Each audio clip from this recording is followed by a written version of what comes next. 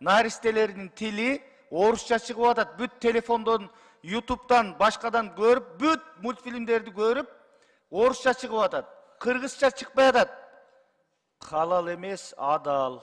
Кыргызча эле айтайлычы.